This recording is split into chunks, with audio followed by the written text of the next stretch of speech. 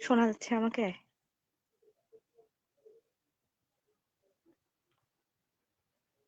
দাদা শোনা যাচ্ছে? হ্যাঁ, হ্যাঁ। নমস্কার সকলকে। মুভমেন্ট অ্যাগনিস্ট দৌড়ি কর্তৃক আয়োজিত আজকের এই সাপ্তাহিক ৫ম লাইভ টক শোতে সবাইকে স্বাগতম। আমি লিপা রায় আজকের এই লাইভ টক শোতে হোস্ট হিসেবে আছি। আজকের আলোচনার বিষয় উচ্চ মাধ্যমিকের পরে ইউরোপের স্বপ্ন ও পূর্ব প্রস্তুতি।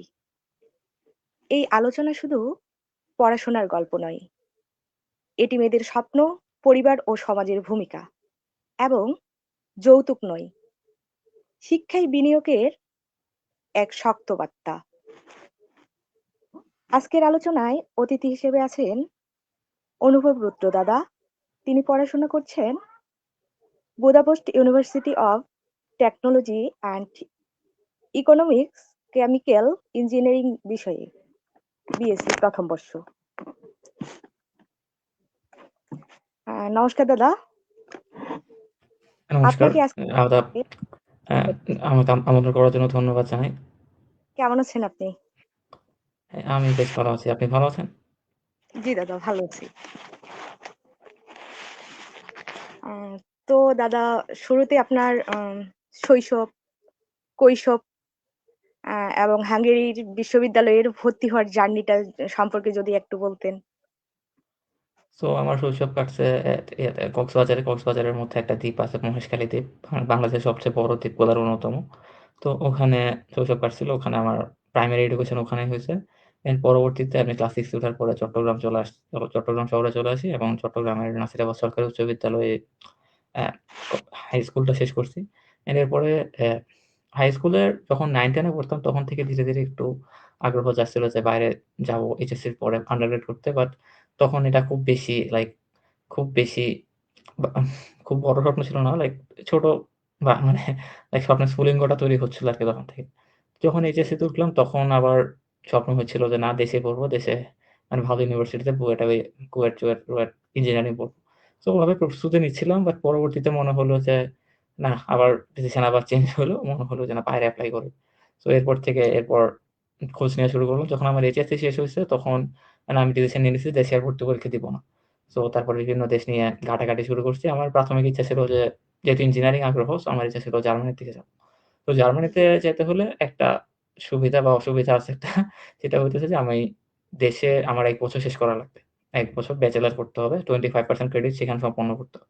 আবার এখানে কিছু ক্রাইটেরিয়া আছে যেমন অ্যা আমি যদি উইন্টার 26 এর টার্গেট করি সেক্ষেত্রে আমার লাইক জানুয়ারি 26 এর মধ্যে আমার 25% বা ২ সেমেস্টার শেষ করে ফেলতে হবে। পাশাপাশি আরো কিছু ক্রাইটেরিয়া আছে। সব মিলায় আমি ভাবলাম যে পাবলিকে দিলে আমার এখানে এটা সম্ভব হচ্ছে না। পাবলিকে যদি আমি ট্রাই করি তাহলে আমি উইন্টার 26 সেশন ধরতে পারব না কিংবা মানে এই ইয়াতে এই জার্মানিতে এপ্লাই করাটা একটু টাফ হয়ে যায়।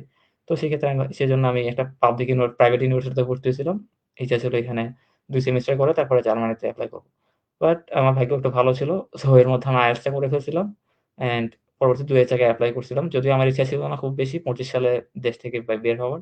বাট আমি ২৫ সালে এপ্লাই করছি। এই স্কলারশিপে এপ্লাই করছি। এ এই ইট ইয়া সাইবেনিয়াম হাঙ্গেরিকান স্কলারশিপে। তারপরে ইটালিতেও এপ্লাই করছিলাম। হাঙ্গেরির স্কলারশিপটা হয়ে গেছে। তারপরে চলে আসছি এখানে। আর এখন ফার্স্ট সেমিস্টার প্রায় শেষ। আমার সেকেন্ড সেমিস্টার শুরু হবে আগামী মাসে। জি দাদা। দাদা, এই অনুপ্রেরণার পিছনে মানে কে ছিল? ওয়েল আই থিংক আমি নিজেই ছিলাম। মেবি আমার মা ছিল। দাদা, আচ্ছা দাদা, এবার তাহলে দ্বিতীয় প্রশ্নে যাই। উচ্চ মাধ্যমিকের পরে ইউরোপে পড়াশোনা করতে চাইলে প্রথমে কি কি প্রস্তুতি নেওয়া দরকার? ওয়েল একদম ১ম এ যদি একদম বেসিক থেকে বলতে চাই সেক্ষেত্রে ১ম এ পাসপোর্টটা থাকা লাগবে। জাস্ট প্রি রিকোয়ারমেন্ট সবকিছু প্রি রিকোয়ারমেন্ট হচ্ছে পাসপোর্টটা। পাসপোর্টটা থাকার পরে পাসপোর্ট লাগবে দেন এইচএসসি বা এসএসসি তে মোটামুটি একটা ভালো রেজাল্ট লাগবে। আর IELTS লাগবে, ফান্ডিং লাগবে। যদি স্কলারশিপ থাকে তাহলে স্কলারশিপ লাগবে। স্কলারশিপ পাইতে হলে আপনার IELTS এর সাথে, সাথে এক্সট্রা কারিকুলার লাগে বেশিরভাগ ক্ষেত্রে। তারপরে ওই সাথে একাডেমিক রেজাল্ট তো ভালো রাখতে হবে। আর যদি স্কলারশিপ যদি না থাকে সেক্ষেত্রে ফান্ডিংটা ম্যানেজ করতে হবে আরকি। এগুলোর জন্য আগে থেকে প্রিপারেশন শুরু করতে হবে। যেমন ব্যাংক স্টেটমেন্ট অনেক জায়গাতে ১ বছরেরও লাগে। তো সেই ক্ষেত্রে মোটামুটি যখন এইচএসসি 2nd ইয়ারে তখন থেকেই ব্যাংক স্টেটমেন্টটা রেডি করা শুরু করতে হবে। আমি সেলফ ফান্ডের কথা হুম, বলতেছি। আবার স্কলারশিপ হইলে সেক্ষেত্রে IELTS এর প্রিপারেশনটা আগে থেকে রাখতে হবে। কারণ IELTS প্রিপারেশন যে ৩-৪ মাসের কোচিং এ খুব বেশি হয় না। যেগুলো আগে থেকেই পড়াশোনা করে আসতেছি আমরা যে মানে লাইক গ্রামার বা আ ঠিক। কি বলে? ভোকাবুলারি বা গ্রামার বা রাইটিং স্কিল আগে থেকে এগুলো বিল্ড আপ থাকতে হবে। তো পরবর্তী যখন IELTS দিবেন তখন যাতে মানে ভালো একটা স্কোর আসে। ধন্যবাদ দাদা। এবার পরের প্রশ্নে। ইউরোপের কোন কোন দেশ বাংলাদেশী শিক্ষার্থীদের জন্য বেশি জনপ্রিয় এবং কেন? ওয়েল যদি বর্তমানে যদি দেখতে চাই তাহলে সবচেয়ে বেশি জনপ্রিয় সম্ভবত জার্মানি আর ইটালি।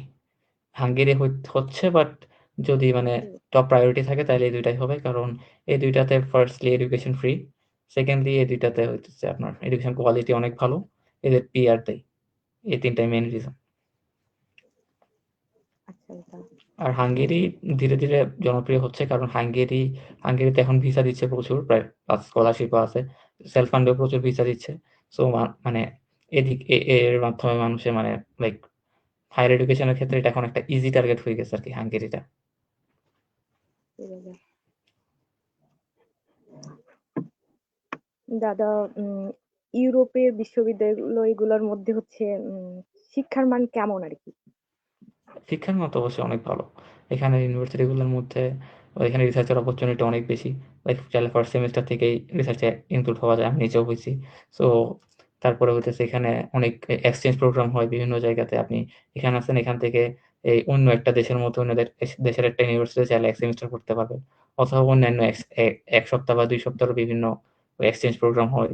তারপরে এখানে ভার্সিটিতে অনেকগুলো মানে এক্সট্রা কারিকুলার অপরচুনিটি আছে। তার পরবর্তীতে এখানে রিসার্চ যেটা বলছি রিসার্চের অপরচুনিটি অনেক ভালো। প্লাস এখানে একটা ভালো নেটওয়ার্কিং পাওয়া যায় ইউরোপিয়ান ইউনিভার্সিটি গুলোতে। আর আর এখানকার মানে টিচারদের সাথে স্টুডেন্টের রিলেশনটা আসলে অনেক বেশি ভালো আর অনেক বেশি ফ্রেন্ডলি এখানে। সো এগুলাই এখানকার কি বলে প্লাস পয়েন্ট।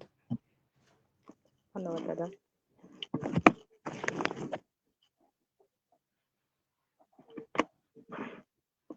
দাদা, এবার প্রশ্ন রাখছি হচ্ছে আইএলটিএস বা অন্য কোনো ভাষা পরীক্ষার হুম। প্রয়োজন হয় কি? হ্যাঁ, এটা অন্যতম একটা সবচেয়ে বড় রিকোয়ারমেন্ট। বিশেষ করে আমার এই যে স্কলারশিপে আমি আসছি এখানে IELTS এর রিকোয়ারমেন্টটা অনেক বেশি। যেমন আমাদের যে এটা তো প্রাইমারি সিলেকশন করে বাংলাদেশ গভর্নমেন্ট থেকে। তো গভর্নমেন্টের যে আছে না যে সার্কুলারটা গভর্নমেন্টে দেয় যদি এটা মানে হাঙ্গেরির এখানকার সার্কুলার না গভর্নমেন্টের বাংলাদেশ গভর্নমেন্টের সার্কুলারটা ওখানে স্পষ্ট লেখা থাকে যে আন্ডারগ্রেডের স্টুডেন্টদের সিলেকশনের ক্ষেত্রে ভাষাগত যোগ্যতাটাকে বেশি প্রায়োরিটি দেয়া হবে। তো সেখানের মধ্যে দেখা যায় যাদের যে IELTS এর পয়েন্ট বেশি তাদের মানে কি বলে জেনারেলি তাদেরকেই তারা নমিনেশন লিস্টে মানে সামনের দিকে রাখে।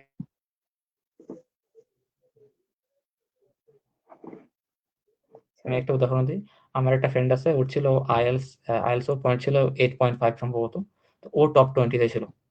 তো কিন্তু আমার ছিল 7.5 তো আমার র‍্যাংকিং ছিল ৯৬ তে, অনেক দূরে। তো যত ভালো তো এটা একটা উদাহরণ দিলাম। বাট সব জায়গাতে IELTS এর একটা রিকোয়ারমেন্ট থাকে। ২ একটা জায়গায় হয়তো থাকবে না, বাট করে রাখলে ভালো আরকি। কারণ IELTS থাকলে সব জায়গাতে এপ্লাই করা যায়। আর যদি ভাবেন যে না আমার IELTS বা আমার ইংলিশের কোনো ইয়ে দিব না, তো সেক্ষেত্রে মানে অপশন অনেক ছোট হয়ে আসে। আচ্ছা দাদা।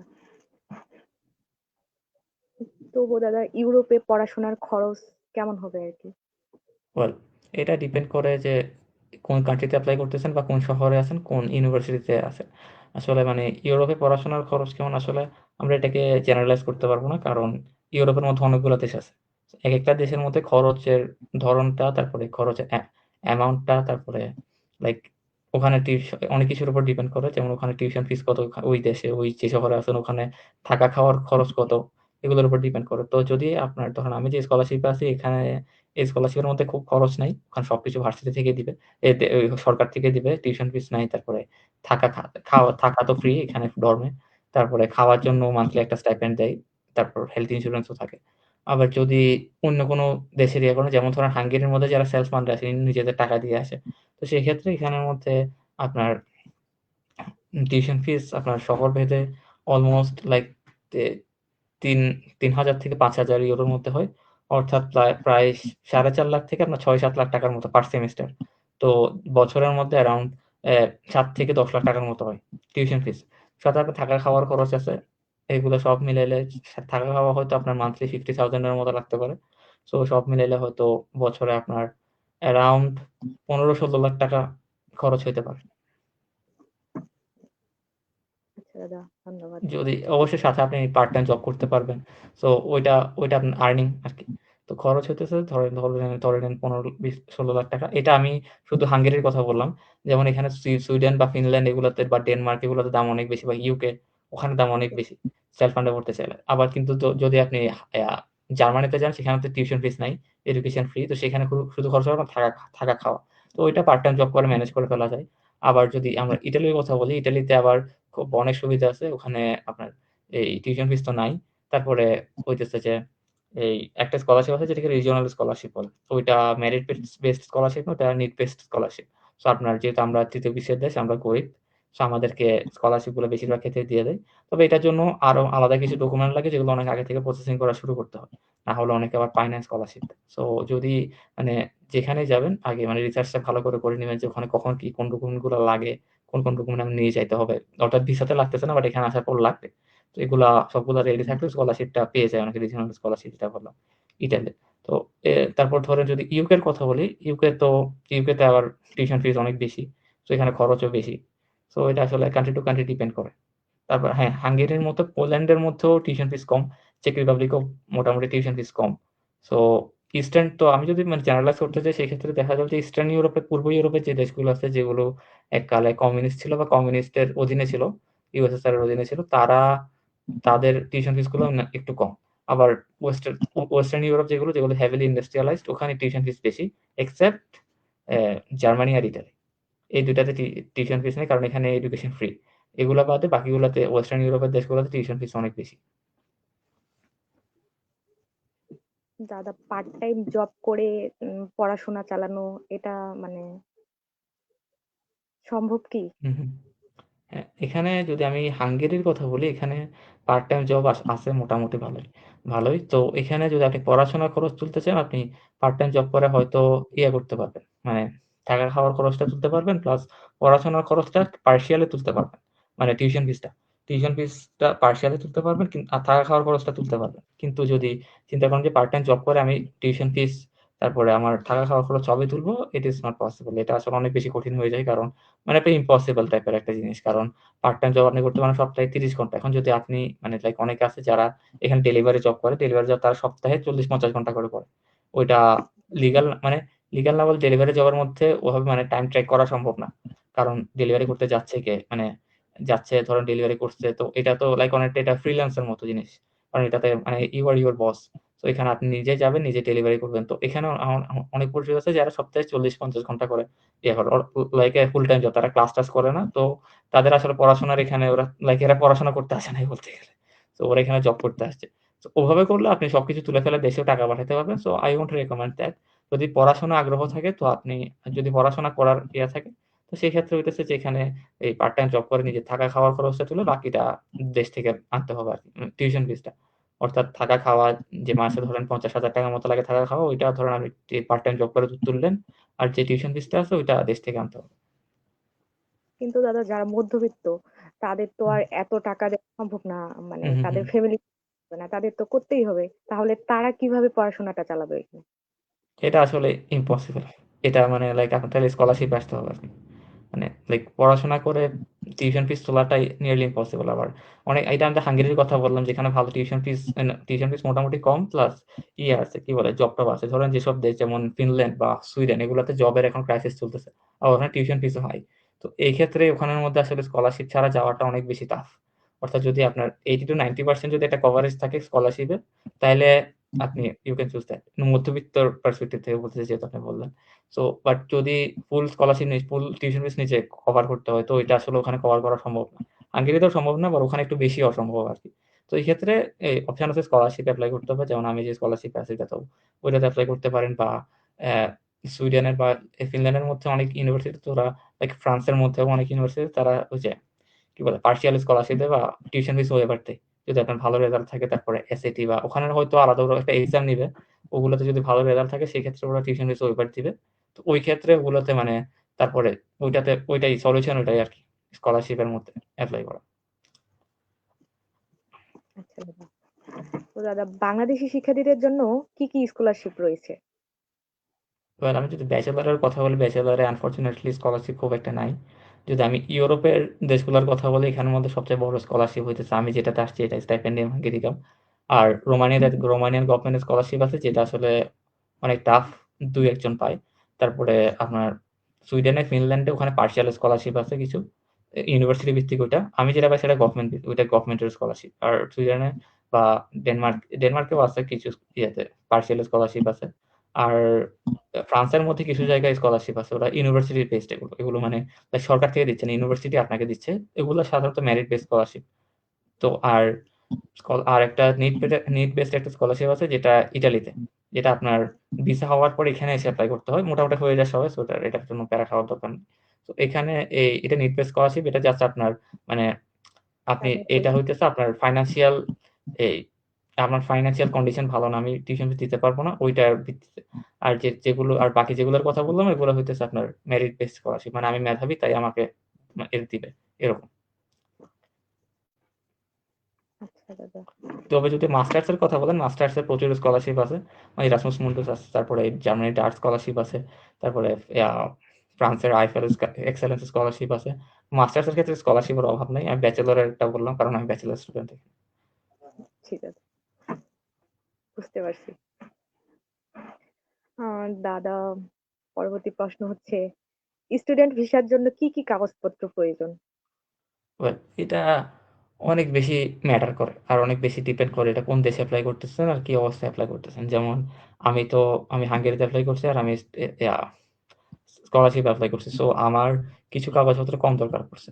কম দরকার পড়ে নাই মানে আমার ক্ষেত্রে অতটা বেশি ম্যাটার করে নাই জিনিসটা। যেমন হইতেছে এই যেমন সবচেয়ে বড় যে জিনিসটা সবচেয়ে বড় বিষয়টা হইতেছে আপনার ব্যাংক স্টেটমেন্ট। ব্যাংক স্টেটমেন্ট সব জায়গাতে লাগবে। কিন্তু আমার ক্ষেত্রে ব্যাংক স্টেটমেন্টটা অত বেশি ম্যাটার করে নাই। কারণ স্কলারশিপ হলে আপনার ব্যাংক স্টেটমেন্টটা ম্যাটার করে না। তো সাধারণভাবে যদি বলি আপনার প্রথমত পাসপোর্ট, তারপরে আপনার ফ্যামিলি সার্টিফিকেট, আপনার একাডেমিক সব document SSC, SSC certificate, transcript বা ব্যাচেলর্স, মাস্টার্স এর মোস্ট ইম্পোর্টেন্টলি আপনার অফার লেটার, ভার্সিটির অফার লেটার। তারপরে আপনার ওই যে আম অনেক ক্ষেত্রে আপনার ওই যে অ্যাসেট ইভ্যালুয়েশন এর দিতে হয়। মানে ফ্যামিলিতে যত সম্পত্তি আছে এগুলার একটা তালিকা বা এই টাইপের সামথিং করতে হয়। এগুলো কোর্টে গিয়ে করতে হয়। এটা দিতে হয় কিছু ক্ষেত্রে আবার কিছু ক্ষেত্রে আপনার ল্যান্ড অ্যা ল্যান্ড প্রপার্টি অর্থাৎ আপনার জমি-জমার হিসাবও দিতে হয় অনেক জায়গাতে। সো সবকিছু রেডি রাখা ভালো আরকি। আবার ফ্যামিলির কেউ যদি বিজনেস করে সেক্ষেত্রে আপনার বাবার বা মায়ের বিজ ইয়া উম কি বলে ট্যাক্স আইডি তারপরে লাইসেন্স, বিজনেসের লাইসেন্স গুলো এগুলো জমা দিতে হয়। তো এগুলাই আরকি লাগে। দাদা কখনো তো ভিসা আর কি প্রত্যাখ্যান হয়। মানে হুম, হুম, হুম। এর হুম, হুম। হ্যাঁ, হ্যাঁ বুঝিনি। ভিসা প্রত্যাখ্যানের কারণ? বলে এটা অনেকগুলা কারণে থাকতে পারে। যেমন বাংলাদেশের সবচেয়ে বড় কারণ হইতেছে বাংলাদেশে ফেক ডকুমেন্ট দিয়ে এপ্লাই করা। সো এখন কথা হলো যে যেমন ইটালিতে বিশেষ করে মানে গত কয়েক বছর না এটা গত দশক ধরে যদি বলি, দশক ধরেই হয়তো বলা যাবে। মানে এত ফেক ডকুমেন্ট দিয়ে মানুষ এপ্লাই করছে যে এখন যদি কেউ ভ্যালিড ডকুমেন্ট দিয়ে এপ্লাই করে এটাকেও ওরা ফেক মনে করে। যেমন আমি যখন বি এ এ হাঙ্গেরির ভিসা মানে ভিএফএস সেন্টারে গেছিলাম ভিসা জমা দেওয়ার জন্য, অ্যাপ্লিকেশন জমা দেওয়ার জন্য। তো ওখানের মধ্যে একটা লেখা দেখছিল আমি এখানে যে এই এত তারিখ থেকে এত তারিখ পর্যন্ত ওখানে একই সাথে তারা ওই যে ইতালির ভিসা অ্যাপ্লিকেশনটাও গ্রহণ করে ওই জায়গাতে। তো ওখানে লেখা ছিল যে একটা নোটিশ পেপারে লেখা ছিল যে এত তারিখ থেকে এত তারিখ পর্যন্ত ইটালিতে যতগুলা জব ভিসা হইছে ওগুলা আমরা আবার স্ক্রুটিনি করতেছি। মানে আবার নিরীক্ষণ করতেছি এগুলো আদৌ সত্যি ছিল কিনা। কারণ প্রচুর মানুষে ভুয়া ডকুমেন্ট দিয়ে এপ্লাই করছে। তো তার তার তা যাদের মানে অনেক বেছে-কুছে যাদেরকে ভিসা দিছে তারাও বিশ্বাস করতে পারতেছে না যে তাদেরকে তারাও ঠিকমতো ডকুমেন্ট জমা দিছিল কিনা। তো এখন এগুলা তারা আবার স্ক্রুটিনি করতেছে। তো বুঝতে পারতেছেন জাল ডকুমেন্ট দিয়ে কিন্তু প্রচুর অ্যাপ্লিকেশন হয়। যেমন ধরেন এই বিশেষ করে ইয়াগুলো ওই এজেন্সি গুলো তারা ধরেন জাল ব্যাংক স্টেটমেন্ট দিয়ে প্রচুর অ্যাপ্লিকেশন করে দেয়। তো এইজন্য আসলে ভিসা রিজেকশনটা হয়। তো দেখা যায় কি যাদের এরকম একটা মানে বাংলাদেশের নামটা খারাপ হয়ে গেছে এখন জাল ডকুমেন্ট দিয়ে এপ্লাই করতে। তো এতে যারা সঠিক ডকুমেন্ট দিয়ে এপ্লাই করছে তাদেরও ভিসা রিজেক্ট হয়। যেমন এখন ইতালিতে আসলে প্রচুর রিজেক্ট হচ্ছে। আমার ফ্রেন্ড একটা এপ্লাই করছিল। ওর সব ডকুমেন্ট ঠিক ছিল, সব ঠিকঠাক। রিজেক্ট করছে কি কারণ দেখাইছে যে তারা নাকি স্পন্সরের সাথে অ্যাপ্লিক্যান্টের সম্পর্ক সম্পর্কটা তারা মানে এটা মানে সম্পর্কে কোনো ভ্যালিড ডকুমেন্টেশন নাই। অর্থাৎ ওর বাবার সাথে ওর সম্পর্কের ভ্যালিড ডকুমেন্টেশন নাকি নাই। খুবই লেম একটা রিজন দেখাইছে। এটার আসলে কোনো রিজন হবারই কথা না। কারণ ওর বাবার নাম ওর পাসপোর্টে লেখা আছে, ওর NID তে লেখা আছে। সো স্টিল এই রিজন দেখাই ওর ভিসাটা রিজেক্ট করে দিছে। সো এরকম ঘটনা ঘটতেছে। সো I would suggest যদি নিজে সবকিছু করার চেষ্টা করেন, যদি আপনি এজেন্সি দিয়ে করেন সেক্ষেত্রে খেয়াল রাখবেন যাতে এজেন্সি আপনার ভ্যালিড ডকুমেন্ট দেয়। ও ইটালির আরেকটা বিষয় আছে, ইটালিতে একটা ডকুমেন্ট লাগে যেটা হচ্ছে যেটাকে চিমিয়া বলে বা চিমিয়া বলে। তো এইটা হইতেছে যে আপনার যে আপনার একাডেমিক সার্টিফিকেট বা ট্রান্সক্রিপ্ট গুলাকে ইটালিয়ান ভাষায় কনভার্ট করা বা ইটালিয়ান কি বলে? মানে ইটালিয়ান স্ট্যান্ডার্ড এ কনভার্ট করা। তো এখন এই জিনিসটা করার জন্য আপনার কত ৬০০ ৩৫০ কি ৪০০ ইউরো লাগে। প্রায় ৳৬০,০০০ মতো লাগে। তো এখন হইছে কি যে আপনার যারা এজেন্সি দিয়ে করে তো এজেন্সিটা টাকাটা নিয়ে নেয় কিন্তু যারা ওইটা ডকুমেন্টেশনটা ঠিকমতো করে না। আপনার ওইটা সিমিয়ারে ঠিকমতো করে না। সো এজ এ রেজাল্ট তারা একটা ভুয়া সিমিয়ার ঢুকায় দেয়। তো এই যে ফলে কি হয় তারা তো বুঝে যায়। কারণ সিমিয়াতে এটা কিউআর কোড থাকে। সো এটা দিয়ে বুঝা যায় যে এটা ভুয়া নাকি সঠিক। তো এই ভুয়া হইছে তো reject. So I would say যারা করবেন অ্যাপ্লিকেশন মানে নিজে বুঝে নিজে ইয়া মতো করবেন যাতে মানে কারণ এজেন্সিকে দিলে এজেন্সির আমি অত বেশি ট্রাস্ট করি না আরকি এজেন্সিকে। আচ্ছা দাদা। দাদা, ইউরোপের শিক্ষার্থীদের জীবনযাত্রার অভিজ্ঞতা কেমন আর কি? ওয়েল এটা আসলে ডিপেন্ড করে সে কোন ইউনিভার্সিটিতে কোন দেশে থাকে বা কোন ইউনিভার্সিটিতে পড়াশোনা করে বা কোন সাবজেক্টে পড়াশোনা করে। যেমন আমি যেখানে পড়াশোনা করি আমার ব্যক্তিগতভাবে যদি বলি আমার ইউনিভার্সিটিতে অনেক বেশি চাপ পড়াশোনার। মানে চাপ মানে অনেক বেশি চাপ। হাঙ্গেরির মধ্যে সবচেয়ে বেশি প্রেশারাইজিং ইউনিভার্সিটি হচ্ছে আমাদেরটা। সো ইউনিভার্সিটিতে যাওয়া লাগে প্রতিদিন মানে ক্লাস-টাস আছে। তারপরে মিড টার্ম থাকে সারা বছরই। তো এর পরবর্তীতে আবার এখানে আপনার যদি আপনার ডর্মটা বা আপনার রেসিডেন্স যদি ইউনিভার্সিটির কাছাকাছি না হয়, সেই ক্ষেত্রে মানে অনেক বেশি সমস্যা। যেমন আমি যেখানে থাকি আমার ইয়া থেকে ইউনিভার্সিটির দূরত্ব হচ্ছে প্রায় ৮ কিলোমিটার। সো আমার যাইতে ৪০-৫০ মিনিট লাগে প্রতিদিন। যাওয়া আসা মিলায় ১.৫ ঘন্টা লেগে যায়। তারপরে আরেকটা সমস্যা এখানে ওই রান্না-বান্না নিজে করে খেতে হয়। এখানে কোনো বুয়া নাই, মা নাই। তো রান্না-বান্না নিজে করতে হয়। তারপরে হইতেছে এটা অনেক কষ্ট। আর আর এটা খারাপ জিনিস বললাম, ভালো জিনিসও আছে অফ কোর্স। এখানে ঘোরাফেরার অনেক বেশি সুযোগ আছে। অনেক জায়গায় ঘোরা যায়। চাইলে বাইরে মানে ইউরোপ অন্য দেশেও যাওয়া যায়। আপনার Schengen ভিসা থাকবে এটা দিয়ে। ইউরোপের ২৭ টা দেশের মধ্যে ভিসা ফ্রি ট্রাভেল করতে পারবেন। যেকোনো সময় আর অনেক সস্তায় ট্রাভেল করা যায়। যেমন যদি এখান থেকে যেমন হাঙ্গেরি থেকে আপনি যদি চেক রিপাবলিক যেতে চান ওটা প্রায় মাত্র ৳৬,০০০-৭,০০০ লাগে। Round trip. তারপরে হইতেছে এখান থেকে হাঙ্গেরি থেকে আশেপাশে যেসব দেশ আছে পোল্যান্ড, রোমানিয়া এগুলোতে খুব সহজেই ঘোরাফেরা করা যায়। আর খাওয়া-দাওয়া খাওয়া-দাওয়া নিয়ে মনে করেন খাওয়া-দাওয়ার সমস্যা হবে কিনা? এখানে সমস্যা হয় না। এখানে সবকিছুই আছে। মানে বাংলাদেশে যা পাওয়া যায় মসলা থেকে শুরু করে সবকিছুই এখানে আছে। কারণ এখানে বাংলাদেশি, পাকিস্তানি প্রচুর স্টুডেন্ট আছে। এগুলো এখানে পাওয়া যায়। আর হালাল খাবারও সমস্যা হয় না। হালাল মুরগি-টুরগি, মুরগি, গরু সবই আছে এখানে। আর অনেকে যদি ভেগান খাইতে চান, ভেগান হয়তো একটু অসুবিধা হবে এখানে খুঁজতে। বাট স্টিল পাওয়া যায়, ভেগানও পাওয়া যায়। সো ওইটাতে প্যারা নাই। লাইফ অনেক ব্যস্ত এখানে প্লাস ফানও আছে। মাঝে বিশেষ করে যদি ভার্সিটি বন্ধ থাকে। আর নিজের দায়িত্ব নিজেকে নিতে হয় আরকি। সো এটা একটু কষ্ট শুরুর দিকে। জি দাদা। দাদা, পড়াশোনার শেষে হুম। ইউরোপের দেশগুলোতে চাকরি পাওয়ার সুযোগ কতটা? এগেইন এটা আপনার যে দেশে আছেন ওই দেশের পলিসির উপর বা ওই দেশ কতটুকু ইন্ডাস্ট্রিয়ালাইজড সেটার উপরে নির্ভর করবে। যেমন আমি যদি হাঙ্গেরির কথা বলি এখানের মধ্যে আপনার অ্যা লাইক পড়াশোনা শেষে আপনার ৯ মাসের একটা জব সার্চ ভিসা দেয়। তো জব সার্চ ভিসা ওইটাতেই তারপর জব খুঁজতে হবে। যদি আপনি জব পান আর জবটা যদি আপনার monthly salary around ৳৩.৫ lakh Bangladeshi টাকা ৳৩.৫ লাখ মতো হয় তাহলে আপনাকে জব ভিসা দিয়ে দিবে। কিন্তু কথা হলো যে এখানে জব একটু কঠিন। জব পাওয়াটা একটু কঠিন। আর ৳৩.৫ লাখ মান্থলি জব পাওয়া এটা আসলে আরো অনেক কঠিন। হাঙ্গেরির কথা বলতেছি। আবার যদি যেগুলো ইন্ডাস্ট্রিয়ালাইজড দেশ আছে যেমন জার্মানি, ইটালি ওগুলাতে আসলে বা ফ্রান্স ওগুলাতে অনেক জব এভেইলেবিলিটি বেশি। কারণ ওখানে ওগুলো ইন্ডাস্ট্রিয়ালাইজড ওখানে প্রচুর ইন্ডাস্ট্রি আছে, জবটা পাওয়া যায়। আর তবে এখানের মধ্যে একটা বিষয় আছে যদি আপনি চিন্তা করেন যে আপনি ব্যাচেলর করার পরে জবে ঢুকবেন এটা আসলে একটু টাফ হয়ে যায়। কারণ বর্তমানে চাকরির বাজারে কম্পিটিশন বেশি। তো সেই ক্ষেত্রে ব্যাচেলর পাশাপাশি মাস্টার্সও লাগে বেশিরভাগ ক্ষেত্রে। কিছু ক্ষেত্রে আপনার মাস্টার্স ছাড়াও হয় যেমন সিএসই বা সফটওয়্যার ইঞ্জিনিয়ারিং যারা আছে ওখানে স্কিলটা বেশি ম্যাটার করে ডিগ্রির চেয়ে। সো ওখানে ধরেন যদি আপনার মাস্টার্স হওয়ার আগে যদি আপনার যদি কিছু ডিগ্রি থাকে মানে আপনার স্কিল যদি থাকে তাহলে ব্যাচেলর করেও চাকরি পাওয়া যায়। কিন্তু আমার সাবজেক্ট যেগুলো যেমন কেমিক্যাল ইঞ্জিনিয়ারিং, এখানের মধ্যে আপনার স্কিলের চেয়ে বেশি মানে নলেজটাও ম্যাটার করে। সো এই ক্ষেত্রে আপনার ব্যাচেলর শেষে আপনার জব পাওয়ার পসিবিলিটিটা কম। মাস্টার্স করতে হবে কোন একটা নিশ একটা সাবজেক্টে like chemical engineering broad subject. অনেকগুলো টপিক আছে এখানে, অনেক কিছুই আছে। কিন্তু যদি কোন নিশ একটা নিশ একটা টপিকে যেমন হইতেছে কেমিক্যাল ইঞ্জিনিয়ারিং এর মধ্যে আমাদের বায়োটেকনোলজি আছে বা ম্যাটেরিয়াল সায়েন্স, তারপরে হইতেছে এনার্জি এনার্জি রিলেটেড, তারপরে হইতেছে প্রসেস ইঞ্জিনিয়ারিং, এসব একসাথে যদি মাস্টার্স করেন তো তারপরে জব পাওয়া যায়। আচ্ছা দাদা। দাদা, ইউরোপে পড়তে আগ্রহী শিক্ষার্থীদের জন্য আপনার গুরুত্বপূর্ণ পরামর্শ কি? ওই পরামর্শ হইতেছে প্রথমত ডকুমেন্ট সব ঠিক রাখবেন। নিজেই সবকিছু চেক করবেন। এজেন্সি দিয়ে করালে করান। কিন্তু নিজে ডকুমেন্টগুলা নিজে বুঝে নিবেন যে কোনটা কেমনে হইতেছে। ভুয়া ডকুমেন্ট দিয়ে এপ্লাই করবেন না। সেলফ ফান্ডে হলে আপনার যে ব্যাংক স্টেটমেন্টটা আছে এটা নিজে প্রিপেয়ার করবেন। অন্য কারো ব্যাংক স্টেটমেন্ট বা এজেন্সির ব্যাংক স্টেটমেন্ট দিয়ে মোটেই এপ্লাই করবেন না। ব্যক্তিগত ব্যাংক স্টেটমেন্ট দিয়ে এপ্লাই করবেন। আর যদি স্কলারশিপ হয় সেক্ষেত্রে আইএলটিএস স্কোর এগুলা একটু বেশি রাখার চেষ্টা করবেন। একাডেমিক রেজাল্টটা ভালো রাখার চেষ্টা করবেন। আর আরেকটা বিষয় হচ্ছে যদি ধরেন একাডেমিক স্কোর যদি আপনার খারাপ হয়, অনেকে খারাপ স্কোর দিয়েও সেলফ ফান্ডে চলে আসে।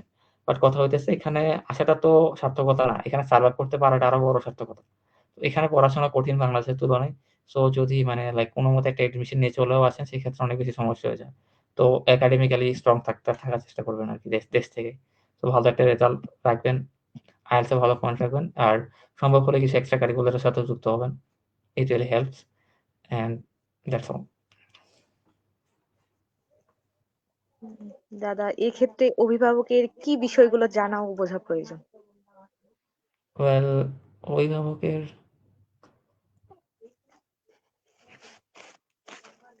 অভিভাবকের আসলে বোঝা উচিত যে যেটা বলতেছি ব্যাংক স্টেটমেন্ট অভিভাবকের থাকবে। সো অভিভাবকের এই জিনিসটা বুঝতে হবে। আর অভিভাবকের মানে I think অভিভাবকদেরকে নিজেদের সন্তানকে বিশ্বাস করতে হবে। এটা একটা ইম্পোর্টেন্ট থিং। কারণ যদি বিশ্বাস করতে না পারে তাহলে এখানে পাঠাইতে পারবে না। আর পাঠাইলেও মানে লাইক অনেক বেশি টেনশনে থাকবে যে কি করতেছে না করতেছে। কারণ এখানে আপনার ভালো জিনিসও আছে, খারাপ জিনিসও আছে। তো অভিভাবক যদি বিশ্বাস না করে তাইলে ভয় থাকতে পারে, অভিভাবকের দুশ্চিন্তা থাকতে পারে। সো অভিভাবককে বিশ্বাস করতে হবে। আর অ্যা কি আর মানে বাইরে পড়তে আসারা যদি সেলফ ফান্ডেও আসে এটাকে অ্যাজ এন ইনভেস্টমেন্ট দেখতে হবে। মানে খরচ হিসাবে না। একটা ইনভেস্টমেন্ট বা একটা কি বলে? একটা ইনভেস্টমেন্ট হিসাবে দেখতে হবে জিনিসটাকে। মানে ইনভেস্টমেন্ট ফর এডুকেশন বা ইনভেস্টমেন্ট ফর ফিউচার এরকম করে দেখতে হবে। আচ্ছা দাদা, একটা বিষয় স্কিপ করছিলাম। আমাদের দেশে যেমন হচ্ছে পড়াশোনার পাশাপাশি যারা মিডল ক্লাস আর কি, ধরেন টিউশন করায়, মানে হ্যাঁ, হ্যাঁ। ইউরোপের দেশে কি এরকম সুবিধা নেই যে টিউশন টিউশন করানো? এখানে টিউশন করানোটা অতটা ইজি না। প্রথমত এখানকার স্টুডেন্টরা ওদের ক্লাসে এনাফ ক্লাসে যা করায় তাই করে। ওরা বাইরে খুব বেশি টিউশন করে না।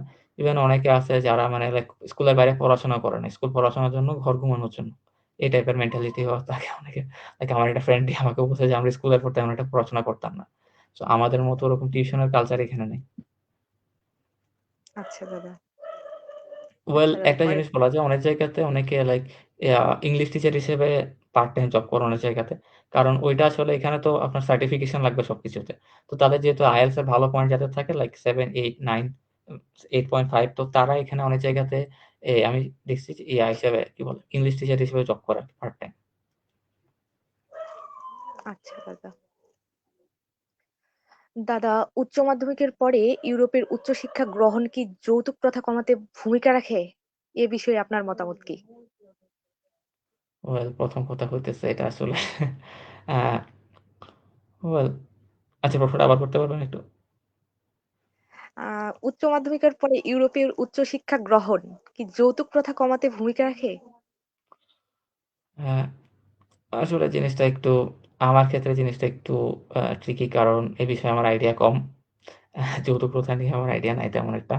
সো I would say হয়তো কমাতে ভূমিকা রাখে। কারণ যদি কেউ ইউরোপে এসে পড়াশোনা করে কোনো মেয়ে সো সে নিশ্চিতভাবে যৌতুক দিতে চাইবে না বা তার যোগ্যতা অনেক বেশি থাকবে। সো তার যৌতুক দেয়ার ইয়েটা থাকবে না। টেনডেন্সিটা থাকবে না। একইভাবে একটা ছেলে যে ইউরোপে পড়াশোনা করছে বা একটা উন্নত জায়গায় পড়াশোনা করছে তো তারও যৌতুক নিয়ে আর মানসিকতাটা থাকবে না। যেমন আমারও নাই। সো এই আরকি। জি দাদা। মেন্টালিটা চেঞ্জ হয়, একটু আপডেট হয় মানুষ যখন ইউরোপে আসে। তো সেই ক্ষেত্রে আমাদের এইসব যে ব্যাকডেটেড কালচার গুলো আছে, যৌতুক নেয়া বা এইসব জিনিস কমাতে সাহায্য করবে জিনিস। আচ্ছা দাদা।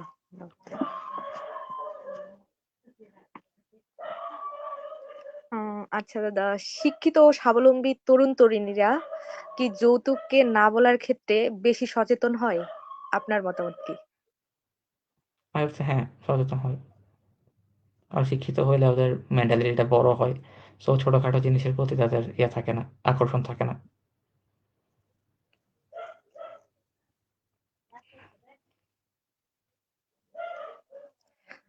পরবর্তী প্রশ্ন দাদা। উচ্চশিক্ষার মাধ্যমে কেরিয়ার গড়লে বিয়েতে যৌতুকের চাপ কি কমে? ওগুলো অবশ্যই কমে। যে কারণ যে যার ক্যারিয়ার আছে সে কেন যৌতুক দিবে? কিন্তু দাদা আমাদের দেশে যখন একটা ছেলে উচ্চশিক্ষার জন্য বাইরে যেতে যাবে, তাকে খুব হুম, সহজেই যেতে দেওয়া হয়। কিন্তু একটা মেয়েকে যেতে দেওয়া হয় না। এটার কারণ? হুম। ওয়েল ১ম এ আমার I think আ ওয়েল এটা আমার জন্য একটু কঠিন। এটার আনসার দেয়ার কারণ আমি মেয়ে না, আমি ছেলে। সো I think যেটা ১ম এ বলছিলাম যে ছেলে-মেয়েকে বিশ্বাস করার জিনিসটা ইম্পোর্টেন্ট। সো আমার মনে হয় যে মানে লাইক মেয়েদেরকে বিশ্বাস কম করে হয়তো। কারণ আমাদের মানে আমাদের সমাজ ব্যবস্থায় মোটামুটি আমরা দেখি যে মানে ওই কিভাবে বলা যায় জিনিসটা? যেমন আমাদের ইউরোপের মধ্যে লাইফস্টাইলটা তো একটু ভিন্ন আমাদের সমাজ ব্যবস্থার চেয়ে। সো এটাতে আমরা মানে চাই যে আমাদের সমাজ মেয়েদেরকে ওই লাইফস্টাইল থেকে করতে চায়। যতটা না ছেলেদেরকেও মানে বিরত রাখতে চায় বাট মেয়েদেরকে একটু বেশি বিরত রাখতে চায়। হয়তো সেজন্য এটা একটা কারণ হতে পারে। বাট সেটা নিজের উপরে। আপনি ওদের কালচারকে মানে ইউরোপের কালচারকে গ্রহণ করবেন কি না করবেন এটা নিজের উপর ডিপেন্ড করে ছেলে হন বা মেয়ে হন।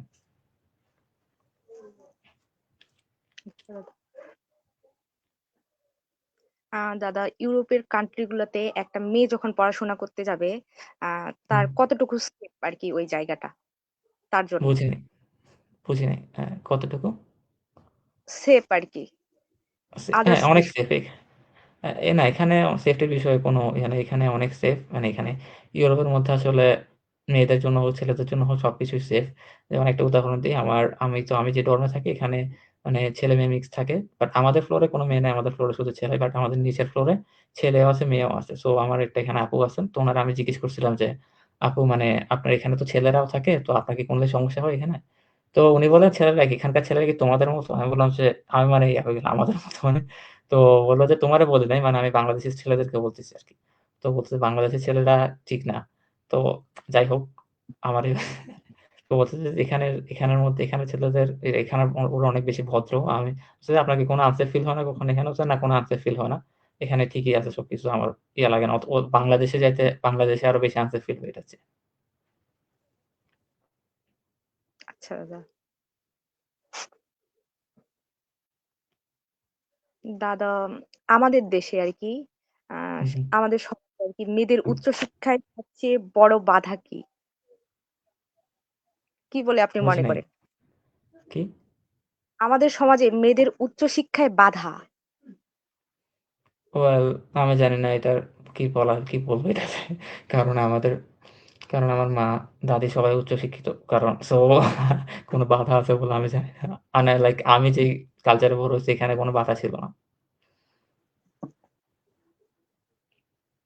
কিন্তু অনেক প্রান্তিক এলাকায় দাদা ওইখানে তো মেয়েদের ধরেন যে আ ১ম এই পড়াশোনার প্রতি তেমন আগ্রহ দেখা যায় না আরকি। মানে ফ্যামিলিও সেইভাবে চায় না। তাদের আরকি দমিয়ে রাখা হয়। সেইভাবে মানে উচ্চশিক্ষার জন্য বা শিক্ষিত করার জন্য অনুপ্রেরণা দেওয়া হয় না কোনো। হুম, হুম। আই থিংক এটা এগুলো ব্যাকডেটেড চিন্তাভাবনা আরকি। ঠিক কিছু জায়গায় আছে বাট আমি আসলে ওটা এক্সপেরিয়েন্স করি নাই কখনো। সো আমি এটা নিয়ে খুব বেশি বলতে পারব না।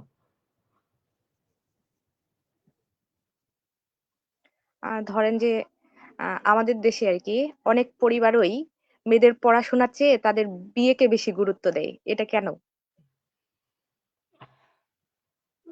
আ I don't know actually.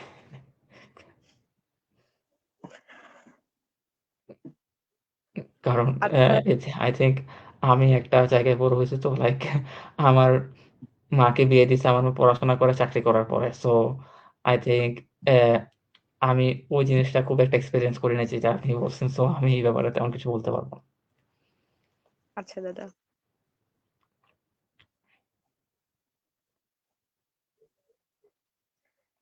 একজন মা-বাবা একজন মেয়ের পাশে পড়াশোনার বিষয়ে কিভাবে দাঁড়াতে পারেন? আপনি এটার মতামত দিয়েন। ওয়েল আসলে যদি আমি আমার এক্সপেরিয়েন্স বা আমার ফ্যামিলি বা আমার ফ্রেন্ডস আশেপাশে যদি কথা বলি সেক্ষেত্রে আসলে মা-বাবা ছেলে আর মেয়ের মধ্যে মানে লাইক খুব একটা ডিফারেন্স করে নাই আরকি। লাইক ছেলেকে যেসব সুবিধা দিয়েছে মেয়েকেও সেসব সুবিধা দিয়েছে। তো আপনার প্রশ্ন ছিল কি? মানে কিভাবে পাশে দাঁড়াতে পারে? হুম, হুম। তো এই ক্ষেত্রে লাইক মানে আই থিংক যে সবচেয়ে বড় ইয়েটা হইতেছে ডিফারেন্স না করা। ছেলের বাসায় ছেলেকে যে সাপোর্ট দিবে মেয়েকেও একই সাপোর্ট দেয়া। লাইক ছেলেকে পড়াতে পাঠাইতেছে বা মেয়েকে পড়াতে পাঠাচ্ছে এ যে রিসোর্স গুলা বা যতটুকু টাইম দিবে বা যতটুকু রিসোর্স দিবে ছেলে মেয়েকে ওইটা ২ জনকে যদি সমানভাবে দেখে তাহলে দ্যাটস ইট। আচ্ছা দাদা। দাদা আপনি ধরেন যে হাঙ্গেরিতে আ পড়তে গিয়ে কোনো কঠিন সমস্যার সম্মুখীন হন নাই? সেটা কিভাবে সলভ করছিলেন? ওয়েল কঠিন সমস্যা বলতে আমি একাডেমিক একটু সমস্যা ছিল শুরুর দিকে। কিভাবে পড়বো বুঝতে পারি নাই। এটা সবারই হয়। তো এটা মানে নিজে সলভ করছি, ঘাঁটছি অনেক বেশি। সিনিয়রদের সাথে কথা বলছি ২ একটা সিনিয়রের সাথে। আর আরেকটা সমস্যা হচ্ছিল যে মানে লাইক এখানে আসার পরে তো নিজে রান্না করতে হয়। তো এটা একটু সমস্যা ছিল শুরুতে। তো YouTube দেখা বা বাসায় ফোন দিয়ে জিজ্ঞেস করে নিয়েছি। সো সলভ হয়ে গেছে। তো মানে মেন্টালি একটু যদি স্টেবল থাকেন তাহলে সব সমস্যার সমাধান করা যায়। খুব বেশি প্যারা হয় না এটাতে। আচ্ছা দাদা ধন্যবাদ। দাদা ধরেন যে যারা বলে যে মানে যখন আরকি ওদের অনুপ্রেরণা দেওয়া হয়, তখন ধরেন যে বলে, "আমার দ্বারা হবে না, সম্ভব না, আ আমি পারব না।" ওদের ক্ষেত্রে আপনি কি বলবেন? কি বলবো আসলে আমারও নিজের এটা মনে হয় এখন। সো হোয়াটএভার আমারে মানে আমার এটা নিজের ব্যক্তিগত উদাহরণই দেই। এখন আমি একটা ল্যাবে কাজ করতেছি। তো ওখানের মধ্যে আমার যে মেন্টর আছে সো মাঝে আমার যদি ভুল হয় লাইক আমি তো নতুন সো একটু ভুল হয়। সো ভুল হলে মানে সাথে এসে ধরে যে, "এটা এমনে বলছো কেন? তোমার এটা এমনে করতে বলছিলাম। তুমি কি বুঝো না তোমারে কি বলতেছি? মানে এই তুমি কি মনোযোগ দাও না? আমি কি বলতেছি তোমারে? এটা একটু মনোযোগ দিয়ে শোনো না? আমি যেটা বলতেছি এটা ইম্পোর্টেন্ট তো তোমার ইম্পোর্টেন্স দিতে হবে।" লাইক লেকচার শোনায় দেয় প্রতিবার। সো লাইক এখন নিজের মনে হয় যে এটা কি সম্ভব পারবো কিনা রিসার্চ করতে আদৌ এর আন্ডারে। সো আসলে হ্যাঁ, আমি জানি না এটা থেকে কেমনে বের হবো। সো আমি নিজেই এই সমস্যায় ভুগতেছি। আচ্ছা দাদা ধন্যবাদ। দাদা একজন শিক্ষার্থী যদি আজ থেকে সিদ্ধান্ত নেয়, ১ হুম, বছরে হুম। সে কি প্রস্তুতি নেবে আরকি? ১ বছরে ওই IELTS এর প্রিপারেশনটা নিবে। আগে পাসপোর্টটা করবে, সাথে IELTS এর প্রিপারেশনটা নিবে। ১ বছরের মধ্যে is enough for IELTS taking preparation for IELTS ১ বছর is more than enough I think. So শুরু থেকে প্রিপারেশন নিতে হবে যদি আপনার এসএসসি বা এইচএসসি তে ইংলিশের যেই স্কিলটা আছে ওটা যদি ওটা ঠিকমতো যদি না থাকে অর্থাৎ আমি বলতেছি যদি আপনার এসএসসি তে যদি আপনার এ প্লাস থাকে বা এ থাকে, তো সেই ক্ষেত্রে সরাসরি IELTS এর প্রিপারেশন শুরু করতে পারবেন। কিন্তু যদি এর চেয়ে কম থাকে, তো সেক্ষেত্রে আগে আপনার ইংলিশটা শেষ করতে হবে। আর রাইটিং এর প্রিপারেশন নিতে হবে, ভোকাবুলারি শিখতে হবে। তারপরে গ্রামারও শিখতে হবে। যেহেতু প্রিপারেশন কম, ওখানে একটু ল্যাকিংস আছে। তো এগুলা ফিল আপ করার পর তারপরে ইয়ার জন্য এপ্লাই করতে হবে। এই IELTS এর জন্য IELTS এর প্রিপারেশনও করতে হবে, IELTS করতে হবে। আর সেকেন্ডলি অন্যান্য স্কিল যেগুলো আছে যেমন রান্না-বান্নার স্কিল এগুলো শিখে আসাটা ইম্পোর্টেন্ট। আমি শিখে আসি নাই, সো আমার এখানে অনেক প্রবলেম হইছে। আর সেকেন্ডলি ১ বছরের মধ্যে আপনার যে ইউনিভার্সিটিতে এপ্লাই করবেন, এগুলার একটা লিস্ট তৈরি করে ফেলতে হবে। মানে একটা সম্ভব হলে একটা ওই এক্সেল বা Google শিটের মধ্যে একটা শিট তৈরি করে ফেলবেন যে ইউনিভার্সিটি নেম, তারপরে ওদের ডেডলাইন, অ্যাপ্লিকেশন ফিস আর ওদের ওয়েবসাইট। ওই কয়টা রো কলাম দিয়ে এগুলো করে রাখবেন আর স্কলারশিপ কোনটা আছে। কোন স্কলারশিপ এপ্লাই করবেন, কোন স্কলারশিপ আপনার জন্য সুইটেবল। এগুলো ১ বছরের মধ্যে সব রেডি করে রাখতে হবে যাতে পরের বছরে এপ্লাই করা যায়। আর ডকুমেন্ট গুলো সবগুলো রেডি করে রাখতে হবে যেমন এসএসসি সার্টিফিকেট যদি আপনার অ্যাটাস্টেড করতে হয় অ্যাটাস্টেড করে রাখতে হবে। তারপর ফ্যামিলি সার্টিফিকেটস, তারপরে হইতেছে ব্যাংক স্টেটমেন্টটাও ১ বছরের মধ্যে করতে হবে ধীরে মানে ট্রান্সেকশন করতে হবে ধীরে টাকা জমাইতে হবে ব্যাংকের মধ্যে। লাইক অনেকে হয় কি তারা লাইক লাস্টের ১ মাসে হুট করে আপনার ধরুন ৳২০,০০,০০০ ব্যাংক স্টেটমেন্ট দেখাইতে হবে। তো আপনি ই ভিসা ইন্টারভিউ এর লাইক জাস্ট ১ মাস আগে তারা সব টাকা ব্যাংকের মধ্যে রেখে দেয়। সো এটা অনেক রিস্কি। লাইক ওরা বুঝে যায় যে এটা নিজের টাকা না। এটা কারো কাছে ধার করছে বা এরকম কিছু। তো ১ বছর সময় পেল ওইটা আমি অল্প, অল্প করে লাইক ৳২,০০,০০০ জমাতে হবে। তারপরে ৳১,০০,০০০ তুলতে হবে। তো এরকম করতে, করতে ট্রান্সেকশন করতে থাকতে হবে যাতে ব্যাংক স্টেটমেন্টটা ন্যাচারাল লাগে। সো আর সাথে কিছু লাইফ স্কিল যেগুলো আছে লাইক সম্ভব হইলে ড্রাইভিং শিখলে অনেক ভালো হয়। ড্রাইভিং শিখতে পারলে আর ইন্টারন্যাশনাল ড্রাইভিং লাইসেন্স করে ফেলতে পারলে। কারণ এখানে হাঙ্গেরিতে আমি যা দেখছি ড্রাইভিং এর অনেক ইয়ে থাকে, অনেক বেশি টাকা কামাইতে পারে ড্রাইভিং যারা করে তারা। এখানে কিছু ড্রাইভ শেয়ারিং এর ইয়ে আছে, Uber আছে, তারপরে Wolt আছে সম্ভবত। তো এগুলো দিয়ে ড্রাইভ শেয়ার করতে পারে। আর এগুলোতে অনেক ভালো টাকা আয় হয়। তো এগুলাও তো যদি ড্রাইভিংটা শিখে আসে দেশ থেকে তাহলে এটা অনেক হেল্প করবে এখানে। বা অন্যান্য কিছু স্কিল যেমন ফ্রিল্যান্সিং না, কিছু বেসিক কিছু skill like Microsoft Excel, Microsoft MS MS Excel বা MS Word এসব জিনিস একটু শিখে আসতে হবে আরকি। আর সাথে আরেকটা জিনিস মানে কেমনে ইমেইল লিখতে হয়, তারপরে এই জিনিসটা এটা অনেক বেশি ইম্পোর্টেন্ট। কেমনে ইমেইল লিখতে হয় বা কেমনে কমিউনিকেশন করতে হয় এই জিনিসটা শিখে আসতে হবে এখানে। So I think ১ বছর এনাফ এসব কাজ করার জন্য। মেয়েদের ক্ষেত্রে দাদা, ছেলেরা ধরেন যে ড্রাইভিং করলো, বাট মেয়েরা, হুম? বুঝি নাই। মেয়েদের ক্ষেত্রে এগুলো সবই ছেলে-মেয়ে কারণ এখানে আসলে আসলে ছেলে-মেয়ের অত বিভেদ নাই। একটা ছেলের যা কষ্ট মেয়েরও তা কষ্ট। দেশে তো মেয়েরা ভাবে যে আমরা ড্রাইভিং করব, মানে এটা নিয়ে সংকোচ প্রকাশ করে আর কি। হুম, এখানের মধ্যে এরকম কিছু নাই। এখানে আমার দিদিও আছে একজন উনি ড্রাইভিং শিখে আসছিলেন যদিও এখনো উনি ইন্টারন্যাশনাল করতে পারেন নাই। সো উনি এখানে ড্রাইভিং করতে পারতেছেন না। বাট মেয়ে হলেও শিখে আসতে পারে সমস্যা নাই। এখানে ছেলে-মেয়ে সবাই ড্রাইভিং করতে পারে। দাদা, মেয়েদের ক্ষেত্রে উচ্চশিক্ষার বিষয়ে আর কি হুম, অনুপ্রেরণামূলক কথা বলে। হুম, অনুপ্রেরণামূলক কথা। জি দাদা। ওয়েল সবার আগে এখানে লাইফস্টাইলটা অনেক ভালো। এটা চিন্তা করলেই আসলে এখানে আসতে ইচ্ছা করবে। সবচেয়ে বড় অনুপ্রেরণা এটাই। আর এডুকেশন কোয়ালিটিটা ভালো। বাংলাদেশের তুলনায় অনেক ভালো। সেফটি অনেক বেশি যেহেতু মেয়েদের ক্ষেত্রে সেফটিটা ইম্পোর্টেন্ট। এখানে সেফটিটা অনেক বেশি। আর যেহেতু আপনারা যৌতুক নিয়ে কাজ করেন সো এখানে আসলে মোটামুটি যৌতুক দিতে হবে না। এইটা একটা বড় অনুপ্রেরণা হতে পারে মেয়েদের জন্য। আর thirdly এখানে লাইফটা সুন্দর হয় আরকি এখানে। যদিও আমি বলতে পারতেছি না কারণ আমি মাত্র আসছি এখানে। বাট পাস করার পরে বেশিরভাগ ক্ষেত্রে আপনার লাইফটা অনেক সেটেলড হয় বা অনেক সুন্দর হয় বাংলাদেশের তুলনায়। although আমি সিউর না কারণ আমি এখনো পাস করি নাই। So that's all.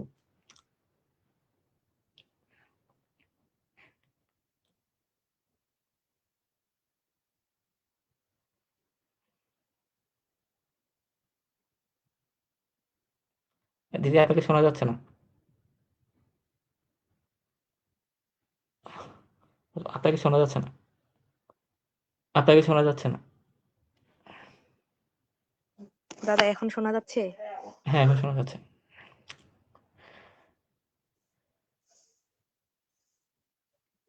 দাদা, উচ্চ মাধ্যমিকের পরে শিক্ষার্থীদের জন্য আপনার পরামর্শ কি শিক্ষা ও সামাজিক দায়িত্ব বিষয়ে? শিক্ষা ও সামাজিক দায়িত্ব বিষয়। ওয়েল আমি নিজের সামাজিক দায়িত্ব কোনদিন খুব একটা পালন করি নাই। So I don't think that আমি এই বিষয়ে কোন পরামর্শ দিতে পারব।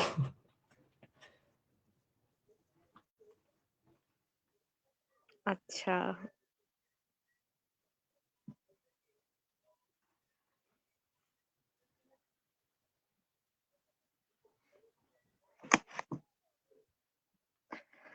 ইউরোপে উচ্চশিক্ষায় আগ্রহী শিক্ষার্থীদের জন্য আপনার সবচেয়ে গুরুত্বপূর্ণ পরামর্শ কি?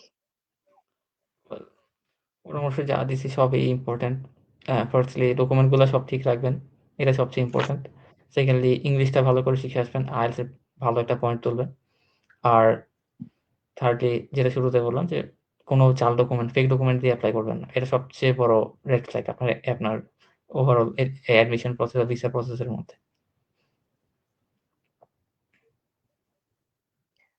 দাদা, ধরেন যে যারা নার্সিং বা হুম, হুম। আইএস ম্যাথস এর স্টুডেন্ট আছে তাদের জন্য ইউরোপে মানে কেমন চাহিদা হুম, হুম, ইউরোপিয়ান হুম, হুম, কান্ট্রি? হ্যাঁ, হ্যাঁ, হ্যাঁ।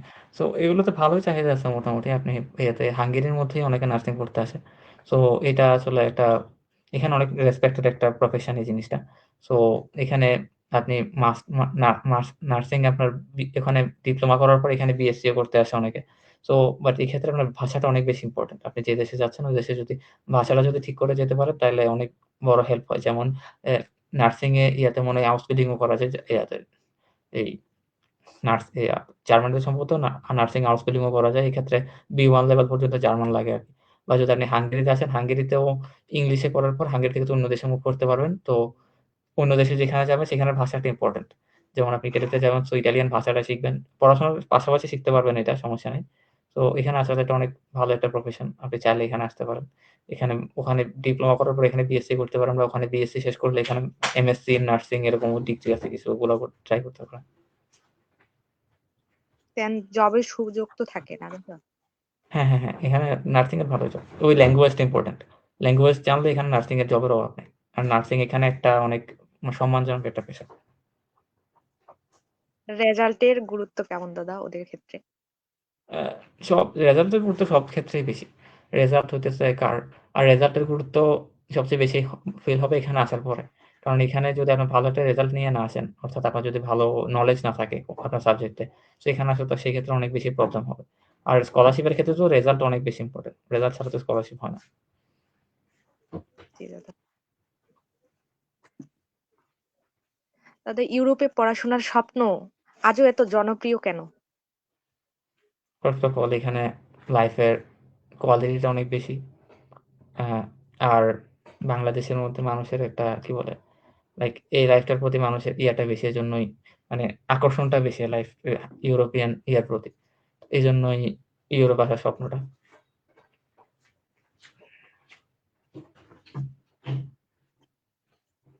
দাদা ইউরোপের পড়াশোনা আর বাংলাদেশের পড়াশোনার মধ্যে মূল পার্থক্য কি? ওয়েল এটা আসলে একটু ডিবেটের বিষয় জিনিসটা। মূল পার্থক্য আমি বলব এখানের ইউনিভার্সিটি গুলার কোয়ালিটি অনেক বেশি ভালো। মানে এখানকার ইউনিভার্সিটি গুলার অ্যা মানে রিসার্চ এর কোয়ালিটি এখানে অনেক বেশি অনেক মানে ভালো লেভেলের রিসার্চ হয় আর এখানে রিসার্চ এর ফান্ডিং অনেক বেশি থাকে প্রতিটি ইউনিভার্সিটিতে।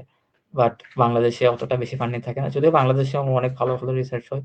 অনেক মানে লাইক আধুনিক কালে অনেক বড় ভালো রিসার্চার বের হচ্ছে বাংলাদেশ থেকেও। বাট ইউরোপের মধ্যে এখানে আপনার রিসার্চের ওইটা অন্য লেভেল। অনেক বড় রিসার্চ হয়, অনেক মানে কি বলে? অনেক বেশি ফান্ডিং থাকে রিসার্চে। আর এখানে সবচেয়ে বড় ইয়ে হচ্ছে যে এখানে মানে লাইক প্রফেসররা এটা একটা বড় জিনিস হতো। প্রফেসররা অনেক বেশি এখানে ফ্রেন্ডলি আর হেল্পফুল। যেমন আমি যদি একটা উদাহরণ দিই, আমাদের লাস্টের এক্সামটা ছিল একটা ওরাল এক্সাম অর্থাৎ আমার ইন্টারভিউ হইছে ওখানে। তো এটা অনেক বড়। এটা প্রায় ১ ঘন্টা ধরে বিভিন্ন প্রশ্ন করতে প্রায় ঝাঁঝরা করে ফেলা প্রশ্ন করতে। এটা তো আমার যে প্রফেসর ছিল তো যখন ইন্টারভিউ শেষ হয়েছে আমি মানে মোটামুটি একটা গ্রেড দিছে আমাকে। তো তারপরে যখন ইন্টারভিউ শেষ হয়েছে তখন জিজ্ঞেস করতেছে যে, "তুমি কি তুমি কোন আমাকে তো চিনে তো বলছে, "তুমি তো বাংলাদেশী না?" আমি বলছি, "হ্যাঁ, স্যার।" হ্যাঁ, প্রফেসর তো বলল যে, "দেশে যাচ্ছ? তোমার তো এখন বন্ধ। এক্সাম শেষ। তো তুমি দেশে যাচ্ছ?" আমি বললাম যে, না স্যার না প্রফেসর আমি দেশে যাচ্ছি না। তো এখানে থাকবো।" তো বলল যে, "এখানে বসে কি করবা?" তো আমি বললাম যে, "প্রফেসর আমি এখানে একটা রিসার্চ গ্রুপে যুক্ত হওয়ার চেষ্টা করতেছি। এখন আমার প্রসেসিং চলতেছে। আমি হয়তো এখানেই ইয়ে করব।" তো বলল যে, "এটা কোন গ্রুপ?" আমি বললাম, এটার নাম হচ্ছে এই ফায়ার ফার্মার এখানে আমাদের একটা গ্রুপ, ফায়ার ফার্মার গ্রুপে। তো বলছে, "ঠিক আছে জয়েন করতেছো।" তো বলছে, "তোমার আগ্রহ কিসের রিসার্চে?" আমি বললাম যে, "আমার মূল আগ্রহ হইতেছে আমার কোয়ান্টাম কেমিস্ট্রি আর ফিজিক্যাল কেমিস্ট্রিতে বেশি আগ্রহ।" তো তুমি ফার্মেসিতে জয়েন করতেছো কেন? আমি বললাম যে, "আসলে আমার আর কোনো অপশন নাই। আমি তো অন্য কোনো প্রফেসরকে আমার খুব বেশি পরিচিত ছিল না। আমার মেন্টর ছিল এই গ্রুপের। সো আমি এই গ্রুপে জয়েন হয়ে গেছি।" তো উনি অনেক একজন মানে অনেক ডেকোরেটেড একজন প্রফেসর। উনি হাঙ্গেরিতে পলিসি লেভেলেও কাজ করে। তো উনি অনেক মানে হায়ার লেভেলের প্রফেসর অনেক সিনিয়র। উনার age I think 65 degree 65 years. So but then উনি আমারে বললেন যে, "তোমার যেহেতু কোয়ান্টাম কেমিস্ট্রি, ফিজিক্যাল কেমিস্ট্রিতে আগ্রহ তো তুমি ফায়ার ফার্মাতে যাচ্ছ। সো আচ্ছা ঠিক আছে যাও তোমার ইচ্ছা। বাট তুমি তো চাইলে আমার গ্রুপেও জয়েন করতে পারো। আমি এটা নিয়ে কাজ করতেছি।" তো মানে আমার একটু ইয়ে লাগলো মানে লাইক আমি উনারে বলি নাই যে আমি উনার গ্রুপে জয়েন করব কিনা। স্টিল উনি আমাকে আমি একটা ফার্স্ট সেমেস্টারের ছাত্র কিছু জানি না। মাত্র হাই স্কুল শেষ করছি। আমি গাধা একটা এখানে মানে উনি অনেক হায়ার একজন প্রফেসর উনার গ্রুপে অনেক মেধাবী স্টুডেন্টরা কাজ করে। স্টিল উনি আমাকে মানে অফার করলেন যে উনার গ্রুপে আমি কাজ করতে চাই কিনা। তো আমি আরেকটা গ্রুপে জয়েন হয়ে গেছি। তো আমি ইয়ে করতে আমি বললাম যে, "প্রফেসর আমি তো আরেকটা গ্রুপে অলরেডি জয়েন হয়ে গেছি।" তো বলল, "সমস্যা নাই। তুমি এখানে জয়েন করো, জয়েন থাকো সমস্যা নাই। তুমি পরবর্তীতে চাইলে তোমার যদি মানে ওই গ্রুপটা লিভ করতে ইচ্ছা করে বা নতুন গ্রুপে জয়েন হতে ইচ্ছা করে তাহলে আমাকে বলিও। আমি ইয়ে করে দিব। আমি তোমার ব্যবস্থা করে দেব। তারপর বলল, "আমি না, উনি তো অনেক বেশি সিনিয়র, উনি জুনিয়রদেরকে নিয়ে ডিল করে না। ওদের প্রফেসর ব্যাংককে বলো, আমাদের আরেকজন প্রফেসর তো উনি জুনিয়র প্রফেসর, তো উনাকে বললে উনি তোমাকে এড করে দিবে।" সো আই থিংক এটা একটা বড় ডিফারেন্স। লাইক আমার ফ্রেন্ডরা তো আছে ওখানে, তো ওদের সাথে যখন আমি কথা বলছি যে ওদের প্রফেসররা কিরকম, তো ওদের আসলে এরকম ফ্রেন্ডলি প্রফেসর ওখানে খুব একটা পাওয়া যায় না। যেমন এখানের মধ্যে লাইক আমি ফার্স্ট সেমেস্টারের স্টুডেন্ট, আমার কোনো স্কিল নাই। উনি জানে যে আমি উনার রিসার্চে খুব বেশি কন্ট্রিবিউট ও করতে পারব না। আমার নলেজ অনেক কম। স্টিল উনি আমার যেহেতু আগ্রহ আছে, উনি আমাকে অফার করছেন যে উনার ওখানে উনার আন্ডারে কাজ করার। সো এটা আসলে এখানে ইউরোপের মধ্যে এই জিনিসটা অনেক সুন্দর একটা কালচার। এখানে টিচাররা হেল্পফুল, টিচাররা মানে অনেক বেশি নাইস। আর টিচারদের মধ্যে খুব বাংলাদেশীদের মতো ওই মানে ইগোটা এখানে নাই টিচারদের মধ্যে। এই প্রফেসরের আমার আরেকটা সুন্দর অভিজ্ঞতা আছে এই প্রফেসরের সাথে। তো এই প্রফেসরের সাথে আমাদের একটা টি পার্টি হচ্ছিল। টি পার্টি বলতে মানে চা-টা খাইছি আরকি আমরা টিচার স্টুডেন্টরা মিলে। তো তো ওখানে টি পার্টিতে আমি প্রফেসরকে জিজ্ঞেস করলাম যে, "প্রফেসর, আমি তো ব্যাচেলর স্টুডেন্ট। আমাদের মানে পড়াশোনার পাশাপাশি আমাদের আর কি করা উচিত? To become a successful chemical engineer or to become successful in our career?" So then he told me that তো তারপর উনি বললেন যে, "তুমি কি পড়াশোনা করো?" আমি বলছি যে, "হ্যাঁ প্রফেসর, পড়াশোনা করি।" তো বলছে যে, "তোমার পড়াশোনার পাশাপাশি তোমার এনজয় করা উচিত লাইফকে।" আমি বললাম যে, মানে কিরকম এনজয়?" তো বলল যে, "তুমি ইয়াতে যাও, তুমি বারে যাও, তুমি বিয়ার খাও। তুমি তো অ্যালকোহল খাইছো?" কোনদিন? আমি বলছি, "না প্রফেসর, খাই নাই।" তো বলছে, "খাও, সবকিছু দেখো, সবকিছু বুঝো, এনজয় করো সবকিছু। সবসময় পড়াশোনার মধ্যে থাকলে হবে না।" তো আমি জিজ্ঞেস করছি পড়াশোনার পাশাপাশি আর কি করব? আমি ভাবছিলাম উনি রিসার্চ করতে বলবে বা এক্সট্রা কারিকুলার করতে বলবে। বাট উনি আমারে বলছে, "পার্টি করো, লাইফ এনজয় করো।" তো এই জিনিসটা এখানকার আসলে এই জিনিসটা বাংলাদেশে কোথাও I don't think that বাংলাদেশে কোন প্রফেসর এভাবেও কথা না দাদা, সেভাবে বলে।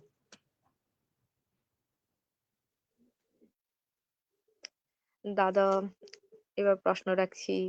উচ্চ মাধ্যমিক শেষ হওয়ার পর প্রথম ধাপ কি? মানে আমি প্রথম যদি বলি ধাপটা ১ম ধাপটা হইতেছে আমি যদি একটু রিয়ালিস্টিক কথা বলতে যাই, আমার বিষয়টা বাদ দিয়ে। ১ম ধাপ হইতেছে আপনি যদি এটা ভালো হয় যদি আপনি দেশে কোথাও আগে একটা দেশে যদি আগে ভর্তি পরীক্ষাটা দিতে পারেন। কারণ আমি যদিও দেশে ভর্তি পরীক্ষা দিই নাই, আমি সরাসরি এখানেই আসছি। তো বিষয় হইতেছে যে যখন মানে লাইক যখন বাইরে এপ্লাই করতেছেন এটা কিন্তু একটু আনসার্টেইন। অবশ্যই দেশে ভর্তি পরীক্ষা দিলে চান্স পাবেন কিনা এটাও আনসার্টেইন। বাট এটা অনেক বেশি আনসার্টেইন বাইরে ভিসা হবে কিনা। কারণ ভিসা জিনিসটা অনেকটা আপনার ইয়ের উপরেও ডিপেন্ড করে, ভাগ্যের উপরেও ডিপেন্ড করে। So I would say that আগে মানে সম্ভব হলে দেশে এক জায়গায় ভর্তি পরীক্ষা দিয়ে আমি দিই নাই, আমি অনেক বড় রিস্ক নিছি। এটা পরে আমি বুঝছি যে আসলে মানে অনেক বড় রিস্ক হয়ে গেছিল এই জিনিসটা।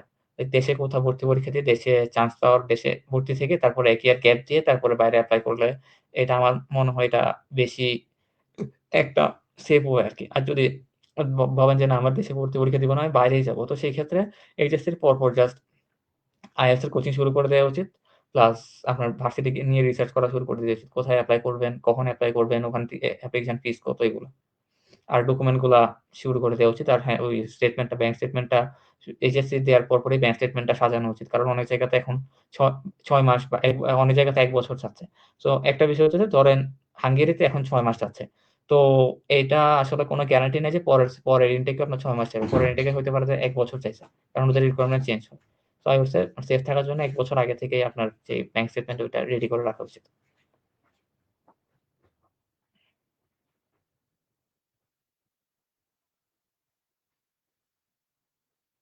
আচ্ছা, আপনাকে শোনা যাচ্ছে না? সরি দাদা। বলতেছি যে আমাদের দেশে অনেকেই স্বপ্ন দেখে যে ইউরোপিয়ান কান্ট্রি গুলাতে পড়তে যাওয়ার জন্য। কিন্তু কেউ প্রস্তুতির অভাবে বা হচ্ছে আদার্স হুম, কোনো হুম, হুম। কারণে পিছিয়ে পড়ে। হুম, হুম, হুম। হ্যাঁ, হ্যাঁ, প্রস্তুতি না থাকলে পিছিয়ে পড়াটা স্বাভাবিক। কারণ অনেক বেশি কম্পিটিটিভ হয়ে গেছে বর্তমানে। সো এখানে স্ট্যান্ড আপ করতে আপনাকে অবশ্যই প্রস্তুতি করতে হবে। প্রস্তুতি নিতে হবে অনেক আগে থেকে। জি দাদা।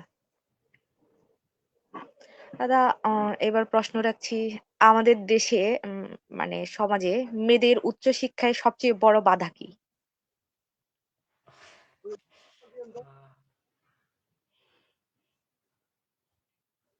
কি বলবো I don't know সবচেয়ে বড় বাধা। আমি যে সমাজে বড় হইছি আমার মা যে বাপ যখন সমাজে বড় আমাদের কোনো বাধা ছিল না। So I really don't know, I'm sorry। আমি এটা আসলে উত্তর দিতে পারব না। কি বাধা কি? হইতে পারে যে যেগুলো ব্যাকডেটেড সমাজ আছে মানে I would say that যেগুলো প্রান্তিক সমাজ আছে ওখানে মানে লাইক তাদের চিন্তাভাবনা এখন অনেকটাই অনেক বেশি পিছানো। পিছানো বলতে আমি পিছানো যদি যদি আপনি পিছনেও যান একদম, যদি ১,০০০-২,০০০ বছর আগে যান, তখনও কিন্তু মেয়েরা পড়াশোনা করত। মেয়েদেরকে গুরুকুলে পাঠানো হইতো। যেমন আমাদের বেদের মধ্যে কিন্তু প্রচুর নারী বেদ মন্ত্রদর্শকদের মধ্যে প্রচুর নারী ঋষিকা আছেন। যেমন লোপামুদ্রা, শতরূপা, তারপরে তারপরে আমরা রামায়ণের মধ্যে অ্যা মাতা সীতার যে মাতা সীতার মা অ্যা গার্গী, তিনি অনেক বড় একজন ছিলেন। অনেক বড় বিদুষী নারী ছিলেন। তো পিছনে যারা সেখানেও কিন্তু মেয়েদের শিক্ষা তখনও ছিল। তো যদি ১০০ বছর পিছনে যান সেক্ষেত্রে হয়তো তখন ইংরেজরা আসার পর বা মধ্যযুগ থেকে মেয়েরা পর্দার আড়ালে চলে গেছে। সো তখন মেয়েদের শিক্ষা ব্যবস্থায় একটু চলে আসছিল। ওই মানে বাধা সৃষ্টি হয়েছিল। বাট ওই জিনিসটা এখনো কন্টিনিউ হচ্ছে আরকি। ওই যে ওই মাইন্ডসেটটা। তো ওই মাইন্ডসেটটাই আই থিংক সবচেয়ে বড় বাধা। আচ্ছা দাদা, এবার পরবর্তী প্রশ্ন রাখছি। দাদা, যৌতুকের টাকা যদি মেয়ের শিক্ষার খরচ করা হয় তাহলে কি হুম, হুম, হুম। পরিবর্তন আসতে পারে? হ্যাঁ, অবশ্যই, অবশ্যই। লাইক যৌতুকের টাকাটা মানে লাইক আপনি তো এখন ইনভেস্ট করে ফেলতেছেন এটা। আপনার মেয়ের প্রতি হুম, হোক বা মেয়ের প্রতি আপনি ইনভেস্ট করতেছেন। তো এটা আসলে তাকে তো অনেক বেশি যোগ্য করে তুলবে। সো তখন আর যৌতুক দিতেই হচ্ছে না। সো যৌতুকের টাকাটা অনেক মানে এটা অনেকটা ভালো ইনভেস্টমেন্ট আরকি যৌতুকের টাকার। জি দাদা। তাই এমনটাও তো করা যায় যে যেখানে যৌতুক দিয়ে বিয়ে দিচ্ছে মেয়েকে সেই হ্যাঁ, টাকাগুলা হ্যাঁ, দিয়ে। সেটাই। এই টাকাটা যদি এডুকেশন এ ব্যয় করে তাহলে আর যৌতুক দিতে হচ্ছে না। আর মেয়েও ভালো একটা লাইফ পাচ্ছে। জি দাদা। দাদা, আমাদের লাইফ প্রায় শেষের দিকে।